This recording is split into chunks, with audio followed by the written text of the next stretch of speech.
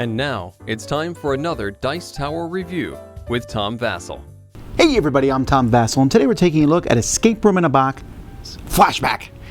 This is a sequel to the first one, which was about werewolves, though this one is also about werewolves.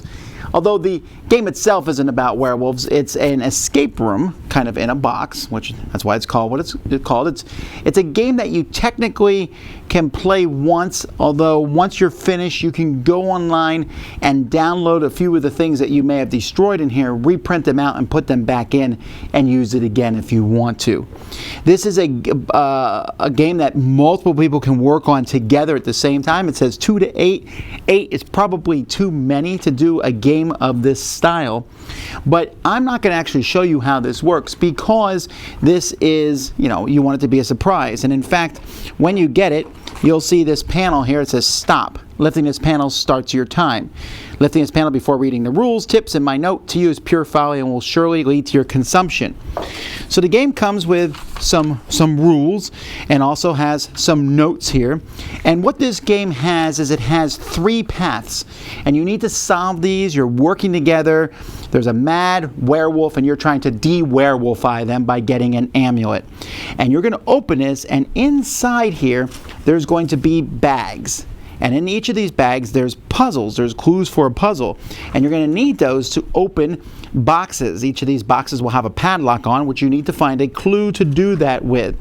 And each puzzle you'll work on in each of these bags of puzzles has multiple puzzles. Solving those will let you answer questions, which will eventually get you to numbers and or letters, which will then unlock these boxes. Inside these boxes are more puzzles. You then will solve those puzzles to get to a final thing, a final clue to put together the amulet and win the game.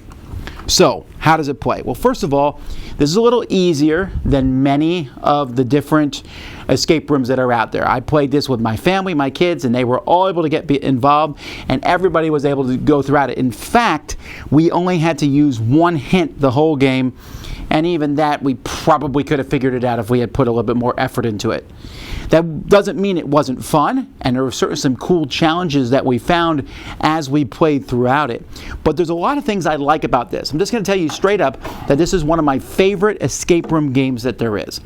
And one of the reasons is it allows everyone to work on stuff at the same time. Most escape room in a boxes have 1, maybe 2 puzzles that people are working on. This one here has 3 distinct puzzles, each of those puzzles being one part. So I can say, all right, let's say there's 6 people. You 2 work on this group, you 2 work on this group, and we'll work on this group. We work here, we're solving. I can't figure this out. Hey, why don't you guys look at this puzzle, we'll look at this. Okay. And it works so well. And then in each of those, there's multiple little puzzles. Some of them are easy, but some of them are more tricky, more difficult. You don't need any outside knowledge of anything that goes on in this. But there's some physicality in these puzzles that you don't often see. Most of the puzzles that we see are variations on paper and how you can use paper. In here, there might be little blocks. There might be some 3-dimensional stuff that's in here. And in fact, there's one puzzle, the final puzzle, or one of the final puzzles, which required something outside of the game. In fact, the rules tell you what it is. So it's not even you're not even sitting there going, how do we do this? It was a cool physics-style puzzle, which actually did not work as well as I think they meant.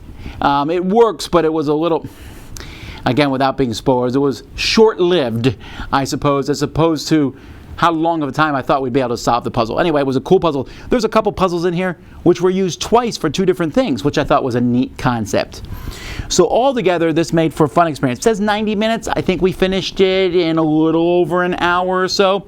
So you got to keep that in mind because that is a lot of, that's a big box and a lot of stuff for a one-time playthrough, but it is a one-time fantastic playthrough. I'm really excited about this. Like I said, I like the fact that you open this and there's all kinds of pieces and bits, and then the actual physicality of spinning the combination lock, hearing it pop open, opening the box and seeing what's inside there, then using that stuff to get to the next thing. It just has a good feel to it, and it's a really good family. This group is the best group. It's better than the Unlocks and the Escape the Room games and Exit the Rooms. It's better than those for families. This one is a fun, it's a silly, hey, we need to de-werewolfy this werewolf. But at the end of the day, it all comes together really well. And no other escape room game allows that many people to work simultaneously. So again, keep in mind, slightly easy, final puzzle, Could have been a little better, I think, but overall there was a lot of cool things, a lot of cool ideas, and there was a few clever things, and I was like, haha, I really like how that puzzle was solved.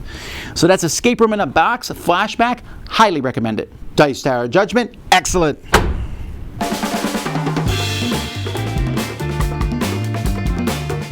Thanks so much for watching another Dice Tower video.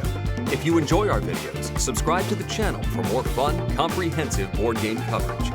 Also, consider joining us at one of our events. Come to Dice Tower Retreat, a small, intimate gathering where gaming is king. Join us for Dice Tower Cruise, the largest board game cruise. Attend Dice Tower West in Las Vegas for gaming fun on the West Coast, or Dice Tower East in Orlando, in sunny Florida. Dice Tower Conventions, the friendliest gaming conventions on Earth. I'm Eric Summerer, and you've been watching The Dice Tower.